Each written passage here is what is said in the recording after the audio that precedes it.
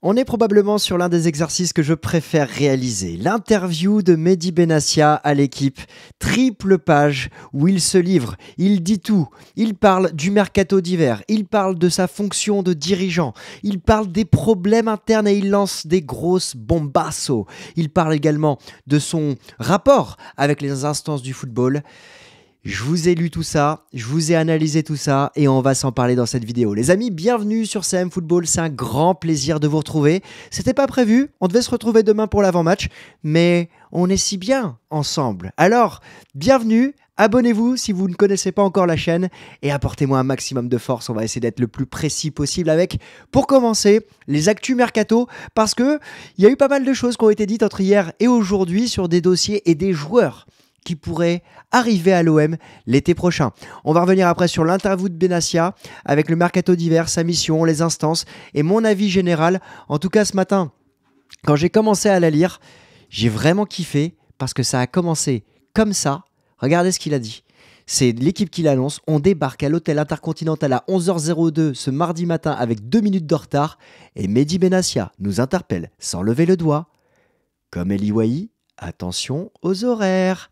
Et j'ai kiffé parce que je me suis dit, mais il a raison, la rigueur, la discipline, c'est fondamental. Ce sont des bases que tout le monde doit avoir. Ça s'appelle l'éducation, d'être à l'heure. Qui apprend à être à l'heure, apprend à se faire respecter également. Alors, on a analysé tout le mercato sur la chaîne. Eh bien, aujourd'hui, on va analyser ce mercato qui continue avec ce que annonce l'équipe. Aymeric Laporte qui aurait donné son accord pour rejoindre l'Olympique de Marseille. C'était prévu pour cet hiver. C'était compliqué au niveau financier de faire sortir le joueur d'Arabie Saoudite. Un dossier qui devrait évidemment faire parler beaucoup pour l'été prochain, le défenseur champion d'Europe avec l'Espagne, qui a 30 ans, qui pourrait arriver et qui a vécu un drame familial ces derniers jours, évidemment. On pense à lui et on lui apporte un grand soutien. En tout cas, ça pourrait être un des gros chantiers du mercato estival. Quand tu penses qu'avec cette équipe-là, on peut avoir Aymeric Laporte en défense centrale, on est en droit de rêver plus grand, nous. Et peut-être d'avoir la chance de bien rêver plus grand. Bref, on a Kalidou Koulibaly également qui a été sondé. On en avait parlé lors d'un live. C'est aussi une piste. Le défenseur sénégalais de 33 ans qui pourrait quitter l'Arabie Saoudite et arriver du côté de l'OM l'été prochain. À voir en tout cas. On parle de défenseurs avec une très très grosse expérience qui pourrait rejoindre les rangs de Roberto De Zerbi. On parle également de Jean-Claire Todibo qui a été sondé. Pas plus d'informations là-dessus, mais ça fait partie des pistes qui ont été évoquées à la fin du mercato. Et enfin, concernant la piste Marcus Rashford, même si elle a été créée, elle a été réalisée, elle a été poussée comme Hendrick. Du côté d'Hendrick, le Real Madrid a fermé la porte. Du côté de Rashford, il a écouté les avances de l'OM, mais il ne souhaitait pas aller en France. Il avait le choix plutôt de rester en Angleterre du côté d'Aston Villa ou alors de partir du côté du FC Barcelone. Alors, le Barça, je comprends. Aston Villa, je peux comprendre aussi, surtout qu'il y a la Ligue des Champions. Bon, après, il aurait pu dépanner. Je pense que ça aurait été sympa de l'avoir à Marseille. En tout cas, le dernier point sur le mercato, c'est l'avenir de Paul Pogba. Il y a un article dans le journal L'Équipe et on va faire la transition tout de suite avec ce qu'a dit Mehdi Benassia à ce sujet. C'est un dossier qui a été regardé attentivement. Je pense qu'il y a un match entre le joueur et la direction de l'OM. Maintenant, voilà, il y a une problématique économique, une problématique aussi sportive pour vous savoir à quel moment il allait être fit, une problématique médiatique parce qu'évidemment, il allait braquer les regards sur lui et au moment où l'OM doit jouer sa qualification directe en Ligue des Champions, ça aurait pu peser. Bon, voilà. Maintenant, il y a une évolution à voir dans les 6 mois. Il y a plusieurs mercatos, plusieurs marchés qui sont encore ouverts. Les Émirats Arabes Unis, les États-Unis notamment, c'est ce qu'on lit dans le journal de l'Équipe. Il y a l'Italie aussi qui est ouverte jusqu'au 25 février, si je ne me trompe pas. La Turquie aussi qui semble ouverte. Voilà, bon, ça fait... pas l'Italie. L'Italie, je me trompe, je pense. Mais il y a plusieurs marchés qui restent ouverts. Est-ce que Paul Pogba va succomber à des propositions financières importantes ou est-ce que Paul Pogba veut absolument jouer le mondial l'année prochaine et découvrir le championnat de France ? Vous savez à quoi je pense. et je pense qu'on en reparlera, même si j'ai des doutes évidemment sur le fait qu'il puisse succomber à des contrats mirobolants dans les prochaines semaines. On suivra ce dossier, bien évidemment. Alors, on va commencer l'interview. Je suis en mission. Je suis en mission. La première partie, c'est le mercato d'hiver. Et parmi les questions qui lui ont été posées, il y avait cette question sur les volontés de Roberto De Zerbi. Améliorer l'effectif. Améliorer l'effectif, il n'avait pas forcément des moyens faramineux, c'est ce qu'il dit, avec ces 40 millions qu'il aurait aimé trouver à la commanderie. Il a prévu des choses et il fallait se faire sortir des joueurs. Et dès le début de l'interview, mis à part le retard pointé du doigt, sans mauvais jeu de mots par Mehdi Benassia, on a évidemment cette rigueur qui est tout au long un fil rouge de cette interview avec Lilian Brassier qui est amené à partir. Il est arrivé avec plein d'envie. Ça n'a pas pris pour lui, il ne faut pas insister.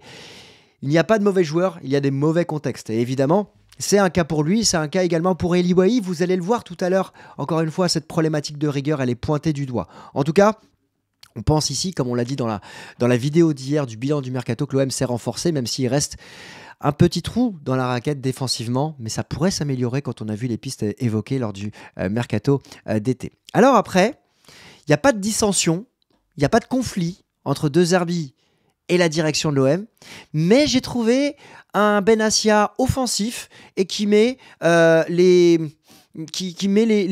chacun à sa place, naturellement. C'est ferme, c'est poli, mais il n'y a pas de dissension. C'est ça que je voulais vraiment préciser, parce que on me pose la question justement de savoir si De Zerbi aime bien s'impliquer lors des mercatos. Il explique clairement qu'il a compris, il a senti quels étaient les besoins de Zerbi. Il ne va pas lui mettre des défenseurs ou des milieux de terrain qui taclent ou qui ne savent pas tenir un ballon. En revanche, il dit bien, au départ, on a pris l'engagement de le mettre dans toutes nos discussions mercato. Par contre, toutes les décisions sont prises par Pablo et moi. Voilà. Donc, il y a une hiérarchie naturelle, de toute façon elle existe par rapport à l'organigramme et par rapport à tout le staff dont dispose Roberto De Zerbi, mais voilà, c'est une discussion collégiale et les décisions sont prises. Et il rajoute une couche sur ce point-là, et pour moi je ne vois pas de problématique, mais ça montre aussi qu'il y a une hiérarchie qui est bien expliquée. Roberto De Zerbi donc, a été direct sur le dossier de l'avant-centre, on parle d'Eli Wahi. Il apporte la réponse concernant Amine Gouiri et l'apport qu'il a eu dans les 30 minutes face à l'OL, avec évidemment son côté décisif dès son premier ballon. On a fait passer Amine Gouiri, des observateurs ont fait passer Amine Gouiri pour un panic buy. C'est pas ce qu'on a dit ici, mais c'est un réel fait. Beaucoup d'entre vous, beaucoup de supporters, beaucoup de personnes ont pu dire que c'était un panic buy. Et nous, on s'est posé la question. On y a répondu dans une vidéo spécifique. C'était même le titre de la vidéo. Mais il a aussi rappelé, on n'écoutera jamais la pression des supporters de l'entraîneur. Donc, ça montre aussi que Pablo Longoria et Mehdi Benassia décident et Roberto De Zerbi, évidemment, soumet des idées, discute, échange, mais à la fin, la décision, elle est prise. Et moi, j'aime bien cette hiérarchisation des décisions.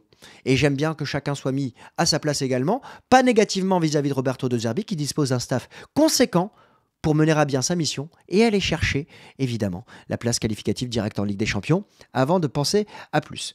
Alors après, il y a cette question qui a été posée sur le mercato, sur ces jeunes joueurs qui sont partis. Les 3, Brassier, Wahi, Koné, sont des promesses de l'été et sont partis.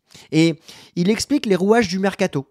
J'aime bien ce côté rouage du mercato, comment c'est expliqué, parce que tu recrutes sur du scouting, en vidéo, en te déplaçant sur les matchs parfois, en des échanges téléphoniques au restaurant. Voilà. Et naturellement, comme dans n'importe quelle relation, tout est beau, tout est rose, tout le monde s'aime bien. Mais après, il y a la réalité du terrain. Quand tu es 2-3 fois sur le banc, qu'est-ce qui se passe? Et comment le joueur va réagir? Est-ce qu'il va travailler davantage?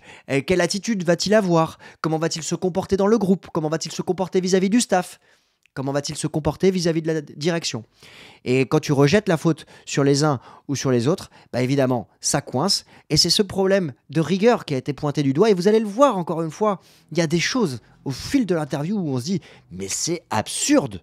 Comment c'est possible dans ce milieu-là, aussi incroyable soit-il, que certains comportements puissent exister ?» Je parle particulièrement concernant les joueurs.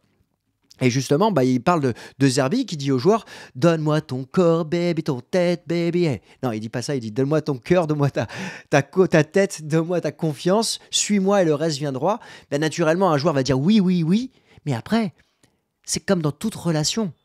Il y a ce qu'on dit, il y a ce qu'on fait. Et l'attitude, elle prime, évidemment. Alors évidemment, il faut avoir un consensus dès le début, il faut avoir un accord oral.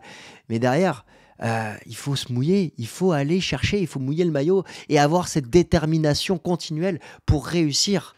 Et c'est ce qu'il incarne, Mehdi Benassia, dans sa prestance, dans sa carrure, dans sa volonté et dans les mots. Et moi, j'aime bien, parce que c'est une ligne directrice qui est forte, c'est une mission. Alors après, combien de temps va-t-elle durer ? Il répond aussi à cette question juste après. Alors, voilà, on a sorti des jeunes joueurs, quitte à être dans le changement permanent. Son but n'est pas de changer une équipe tous les 5 mois. On peut avoir de la patience, mais il y a des choses qui sont non négociables. Et évidemment, il a pointé et mis en avant un exemple. Aujourd'hui, il va chercher Ismaël Benasser. Et c'est exemplaire parce que, je n'ai pas peur de le dire, pour certains, on continuera d'être un hall d'aéroport, mais on prendra la responsabilité de changer si l'attitude n'est pas bonne. Benasser, par exemple, je sais qu'il remplit toutes les cases. Et si tu prends un Benasser, si tu prends un Højbjerg, si tu prends un Rabiot, qui sont dans le cœur de ton 11, dans le cœur de ta composition, que tu prends un Rouli, que tu installes un Balardi en tant que capitaine, t'as un noyau et une colonne vertébrale solide et forte et exemplaire. Et c'est ça que souhaite Roberto De Zerbi. Et aujourd'hui, je viens de vous citer peut-être 1, 2, 5 joueurs. C'est la moitié d'une équipe. Est-ce qu'on ira chercher le 11 parfait ? Peut-être. Alors, ces 15 mois en tant que dirigeant, comment jugez-vous vos débuts en tant que directeur sportif ? Il part évidemment de comment il a commencé. Et ça a été terrible. Indescriptible, négativement. Il arrive à dire: on avait une équipe très moyenne, une attitude catastrophique. Il avait une gestion financière qui était très délicate puisque on était encadré auprès de la DNCG. Il a mis en alerte 2-3 points, il a mis le sérieux du travail en complication, et il arrive à faire une demi-finale de Coupe d'Europe sans savoir comment. On finit 8e. C'est honteux. Il l'a vécu comme le plus gros échec sportif de sa carrière. C'est ouf quand même. Le mec arrive à l'OM en tant que conseiller spécial du président, et au bout de 8 mois, ces 8 premiers mois, bam, il a le plus gros échec sportif de sa carrière. Et il décide de rester. Alors il décide aussi de prendre des mesures et des décisions radicales. Soit on fait comme ça, soit je me casse. Clairement, il a mis son poste en jeu. Et le président Longoria a été dans son sens. Alors, là, on est dans l'absurdité, dans la rigueur aussi, mais dans l'absurdité. Parce que moi, je tombe des nues comme n'importe quel supporter quand je lis et je comprends entre les lignes ce qui se dit. Il dit que fallait-il changer en priorité. Et en gros, il explique ce qu'il a mis en place. On a mis en place un psychologue. On a développé le player care. On a ramené un directeur de la performance. On a changé des choses à la formation. Pour moi, c'est des choses de base qu'on doit avoir dans n'importe quel grand club, parce que l'OM est un grand club. Et il a mis en place tout ça. Soit ça ne fonctionnait pas, soit ça n'existait pas. Quand il prend l'exemple de Luis Enrique, il prend un très bon exemple, parce que le joueur a été acheté, ensuite il a été prêté, mais on a fait quoi pour l'aider ? En fait, à un moment, on n'est pas là aussi pour faire des chèques et pour payer des joueurs. Il faut les accompagner. Et il a raison. Ok, le joueur, il a pris un préparateur physique à la maison. Est-ce qu'il est en lien avec le directeur de la performance ? C'est du bon sens. Mais ça n'était pas fait, visiblement. Il a pris un cuisinier. Ok, est-ce qu'il est en lien avec le nutritionniste du club ? C'est du bon sens. Pourquoi ça n'a pas été fait avant ? C'est absurde. Et c'est là où tu vois, quand je lis l'interview de Benassia, je me dis en fait, à avoir des bases solides, en fait, tu deviens... C'est normal. La normalité aujourd'hui est quelque chose qui est... pas surexposé, mais j'ai l'impression que c'est surcoté d'être normal. Mais ça, c'est une base professionnelle qu'on doit tous avoir. C'est une rigueur, une discipline. C'est la base. C'est comme si moi, je vous faisais une interview en élisant que les punchlines de Twitter. Non. C'est absurde de faire ça. Il faut lire, il faut aller au fond des choses. Et c'est ce que j'essaye de faire. C'est pour ça que la vidéo, elle dure longtemps. C'est que j'essaye de vous donner les clés de lecture pour comprendre C'est important. Et là, ici, on se dit, mais sérieux, c'est pas possible qu'on n'ait pas eu ça avant. Ça s'appelle faire du football. On n'est pas là pour seulement signer des contrats. Sauf qu'à Marseille, quand tu changes, tu te fais des ennemis à l'intérieur. Alors là, c'est parti. Je ne vais pas laisser des gens mal intentionnés mettre les bâtons dans les roues du sportif. Dans les roues pour le sportif. Alors là aussi, attention, ça envoie. Et là, il parle dans une métaphore où il parle de l'eau du robinet qui coule à Marseille. Est-ce qu'elle est bonne? Et là, il échange les rôles. C'est lui qui pose la question à l'équipe journaliste de l'équipe, qui répond, elle est très bonne. Et je vous confirme, l'eau à Marseille est très bonne. Elle fait même partie des eaux les plus pures de France, l'eau du robinet. Donc, il faut la boire. Hein. Voilà, moi, c'est ce que je bois en tout cas. Mais dans l'eau, il doit y avoir des choses spéciales à Marseille, car des gens qui arrivent dans certaines fonctions, après 1 mois et demi, ils se sentent pousser des ailes. Et donc, il explique qu'il a voulu faire des choses, changer des choses. Et au lieu de lui répondre en face pourquoi il me dit ça, ils font semblant d'avoir compris et derrière, ils vont te casser, t'empêcher de travailler. Aujourd'hui, l'OM, ça fait rêver beaucoup de personnes et moi, je ne rêve pas. Alors, qui pointe-t-il du doigt? Et c'est exactement ce que je vais vous partager parce qu'il y a un petit astérisque 1. Selon plusieurs sources du club, donc c'est l'équipe, hein, je cite, Benassia ferait notamment allusion aux anciens patrons du centre de formation, à l'ancien directeur général et à l'actuelle co-directrice générale en partance et ex-directrice des ressources humaines. C'est chaud quand même. C'est chaud parce qu'après, il continue. Il explique, lui, ce qu'il aimerait. Mais ça veut dire qu'en interne, tu sens qu'il y a des dissensions. Mais c'est dans n'importe quelle entreprise. Ça existe. Je tombe pas des nues. Je suis pas un enfant de 6 mois.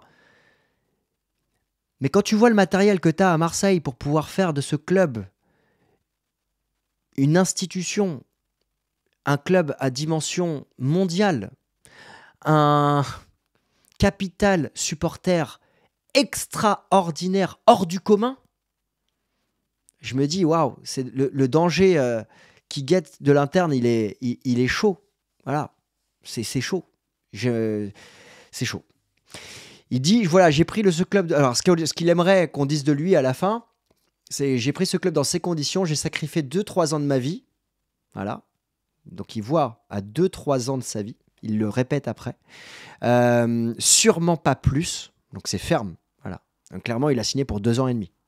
Donc fin 2027, saison 26-27, on peut estimer que ce sera la fin du timing Benassia. Et donc par ricochet, on peut aussi anticiper d'autres fins. Voilà. Pour remettre ce club à ce niveau-là. Vous êtes content, pas content, croyez-moi, je fais le maximum tous les jours. Et ça, on peut le croire. Quand on voit la détermination qu'il met, voilà. Et... voilà. Et après, il explique que ces personnes-là qu'il cite, ils ne le font pas, ils agissent toujours par derrière, ils ne supportent pas cela. Et évidemment, lui, il est direct. Lui, son rôle vis-à-vis de De Zerbi, c'est d'isoler le sportif. Le propriétaire l'a bien compris, il parle de Franck McCourt. Et tant que Pablo est d'accord pour suivre ça, je n'ai de compte à rendre à personne. Sa liberté. Il n'y a rien de plus important que la liberté. Et aujourd'hui, il a construit son rôle pour être libre. Libre d'avancer. Libre d'avoir Pablo Longoria comme président. Libre d'avoir choisi Roberto De Zerbi comme entraîneur. Et d'avancer sur ses pistes mercato. En faisant des choix très forts. Parce que ça fait parler, évidemment, de faire sortir des joueurs au bout de 6 mois. Mais c'est pour le bien de l'OM. Il le parle après dans l'interview, il le dit, hein, qu'il avait les yeux qui brillaient quand il est arrivé justement auprès du stade avant le match face à Lyon et qu'il a vu les marches remplies et qu'il n'a pas joué à l'OM. Il y a cette émotion qui est là encore. Et c'est comme s'il avait cette mission de vouloir réussir et de laisser son nom à Marseille. Il parle de sa famille qu'il a fait ramener à Marseille aussi. Il parle de sa famille au sens large aussi, avec ses sœurs, sa mère qui est encore présente à Marseille. Et il parle aussi de sa blessure, de ne pas avoir pu jouer un match en tant que professionnel à Marseille. Et donc, il a cette mission. Je suis en mission. Pour moi, ici, c'est une mission. C'est le titre de l'équipe, mais clairement, c'est ce qui transpire en dehors de la rigueur et de la discipline qu'il veut inculquer. Et l'équipe lui dit, est une transmission. Et ouais, c'est intéressant, parce que dans le mot transmission, il y a mission. Et il explique encore une fois ce côté passionnel. Mais en fait, moi, quand je lis, je me dis, mais on est pareil, dans le sens où on est pareil, pas moi, c'est nous, supporters. On vit l'OM, et on a de la chance, parce que c'est un club extraordinaire. Mais il explique, Il peut pas dire qu'on va aller en Ligue des Champions. Moi, je dis on va aller en Ligue des Champions. Quand je lis ça, ça transpire au niveau des joueurs, on va y aller. Mais lui, il peut pas le dire, c'est normal. Par contre, je prends le dernier match, je vois du caractère, une équipe qui me ressemble, qui ressemble à mon entraîneur, qui ressemble à mon président. Je kiffe. Pablo, il regarde 42 matchs par week-end. De Zerbi, il est comme moi. Et lui aussi. Je peux pas accepter qu'on ait un niveau de passion à ce niveau et que des gamins de 22, 23 ans pensent que l'OM, c'est 3 heures par jour et après, je fais autre chose. Mais encore une fois, ici, c'est du bon sens. Mais moi, j'hallucine. J'hallucine si c'est pas le cas. Faut faire autre chose. Faut pas venir à Marseille. C'est un truc de ouf. Nous, en tant que supporters, on est déglingués de tout ce qui se dit, se lit sur l'OM. On est passionnés, on est là, on est en train de scroller sur Insta, sur X. Qu'est-ce qui se dit sur Facebook, les gars? Qu'est-ce qui se passe sur YouTube? Quand est-ce qu'il y a une nouvelle info qui sort? On a envie, on est amoureux. L'OM, il est dans notre peau. Mais les joueurs, faut qu'ils comprennent ça. C'est pas possible. L'OM, c'est 8-9 heures par jour minimum. Et moi, Monsieur Benassia, si vous regardez cette vidéo, c'est pareil. Moi, c'est toute la journée. Du matin quand je me réveille à 6 heures jusqu'au soir à 23 heures, j'ai l'OM tout le temps. C'est pas 8-9 heures là, ce que je viens de dire. Non-stop. Après, on va me dire, c'est mon métier. Ouais, j'ai de la chance. J'ai fait de ma passion mon métier. C'est extraordinaire. Ce qu'il dit, il a raison. Dernièrement, j'ai eu une discussion de 15 minutes avec un joueur du club qui ne comprenait pas pourquoi on avait mis des cours de français 2 fois par semaine, 45 minutes. Comment il comprend pas? Alors, je sais pas de qui il parle, mais je pense qu'on peut deviner un joueur qui ne parle pas français, de 22-23 ans, qui a du mal à s'adapter dernièrement, voilà, qui a signé un contrat longue durée. Moi, j'en ai un en tête. Bon, vous me direz si vous l'avez en commentaire, vous mettez en hashtag le joueur auquel vous pensez. Et ensuite, il termine sur le rapport avec les instances et il se pose la question pourquoi je dérange. Voilà, quand même, c'est terrible ce qui a été dit. Vous êtes un fonceur et clivant aussi. Comment expliquez-vous ce fossé? Alors qu'il soit fonceur et clivant, ça, on l'entend. Mais quand il explique justement qu'il avait été choisi par Pablo pour ses liens entre il aurait été choisi selon certains chroniqueurs, pour faire le lien entre les supporters et les quartiers nord et l'OM, mais les gars, on se permettrait de dire ça de quelqu'un d'autre? C'est ouf. Moi, je ne l'avais pas vu passer, ce truc-là. Et derrière, le journaliste répond, c'est à la marge. Il a dit, ça a été dit, je ne suis pas parano. J'ai entendu, mais Pablo avait peut-être besoin d'un garde du corps. Mais l'irrespect qui existe derrière cette déclaration, et il le rappelle, il ne se laisse pas démonter. Il rappelle son parcours, il rappelle sa carrière. Et il a, encore une fois, raison. Et surtout, cette phrase, elle est ouf. Pourquoi moi, quand je pointe du doigt, je suis menaçant? Pourquoi d'autres, quand ils vont dans le contact physique, ce n'est pas une menace? J'en ai parlé à un ami arbitre ce week-end. Moi, j'avais expliqué, justement, qu'à mes yeux, ni l'un ni l'autre ne devait être sanctionné. Et il m'a expliqué, il m'a dit, Christophe, moi, je ne suis pas choqué par ce qu'a fait Benassia. Benassia, il l'explique.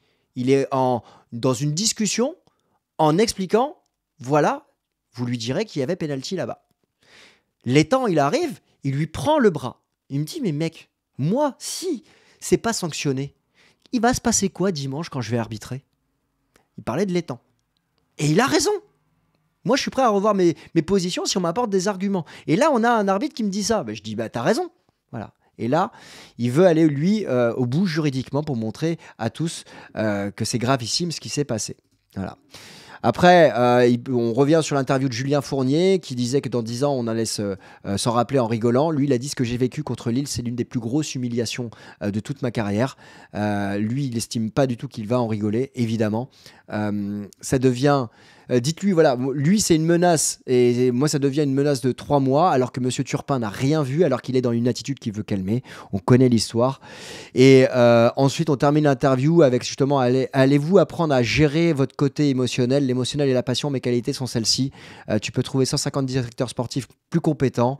Voilà, lui il veut faire passer ses messages sans manquer de respect à qui que ce soit, tout en gardant un côté humain, parce que il est revenu sur ce qu'il a dit sur Jonathan Klaus. Et je pense qu'il fixe évidemment du doigt aussi Eli Wahi. Encore une fois, c'est une expression. Je ne pointe pas du doigt les mots qui ont été employés par Mehdi Benassia. C'est amusant par rapport évidemment, enfin pour moi c'est amusant. Après voilà, je comprends aussi l'humiliation qu'il a pu subir par rapport à la sanction qu'il a reçue. Mais il met en avant évidemment Eli Wahi en lui disant voilà, côté homme, voilà, si tu viens et que tu me retrouves au restaurant, voilà, viens me voir et on mangera ensemble. Parce que Eli Wahi, bah, il a expliqué aussi dans l'interview, je ne vous ai pas tout partagé non plus, mais qu'à un moment ça collait pas sur la rigueur. Et c'est même les premiers mots de l'ouverture de l'interview. Donc super interview. Voilà, j'espère que je vous aurai fait passer un bon moment là-dessus. Je clôture aussi avec il veut prolonger Rongier. Voilà, comme ça vous avez l'info que dont j'ai pas parlé au mercato. Mais moi je me suis régalé sur l'interview. J'adore ce type de déclaration avec évidemment Mehdi Benassia. C'est un client formidable pour tous les journalistes, pour tous les supporters que nous sommes autour de l'OM, parce qu'il est sans filtre, il est direct, il est sans langue de bois. On peut analyser, donner des clés de lecture, mais il est passionné et il va droit au but.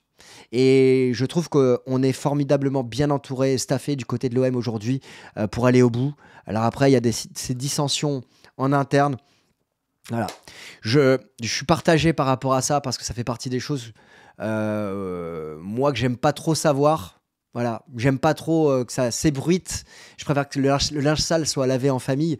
Et voilà, dans n'importe quelle famille, il y a des choses bien, des choses pas bien. Bah, faut les régler et que ça sorte pas. Parce que derrière, comme ça permet d'avancer. Et voilà, maintenant, si ça sort, c'est évidemment, ça doit servir le bien du club. Voilà, parce qu'on espère tous évidemment que cet OM doit aller plus haut. Et moi, ce qui ressort de cette interview, bah, évidemment, c'est la passion, la discipline, la rigueur. Et ce sont ces armes-là qui doivent servir de base pour tout un club, toute une équipe, qu'elle soit administrative, marketing, commerciale, financière, de gestion, le staff sportif et les joueurs. Parce qu'à la fin, ce sont les joueurs qui sont sur le terrain. Et nous, supporters qui sommes là pour être là, on sera encore là après, que ce soit Benassia ou un autre. Mais si ces bases-là, elles sont fortes, si ces fondations-là, elles sont magnifiques, je pense qu'on peut rêver d'un grand OM dans les prochaines années. J'ai pas envie de m'enflammer parce qu'on est au début du projet et il le dit. Il est là pour un projet de 3 ans. Ça fait 6 mois. On est deuxième de Ligue 1. À nous d'aller chercher cette place directe en Ligue des Champions. Et après, il sera temps de kiffer la saison prochaine. En tout cas, on se retrouve demain, les amis. Dites-moi votre avis en commentaire pour cette interview. J'espère que ce format vous a plu aussi. Je suis curieux d'avoir votre retour. On se retrouve demain pour une prochaine vidéo. Et abonnez-vous, sonnez la cloche. Et voilà, à demain. Merci. Ciao.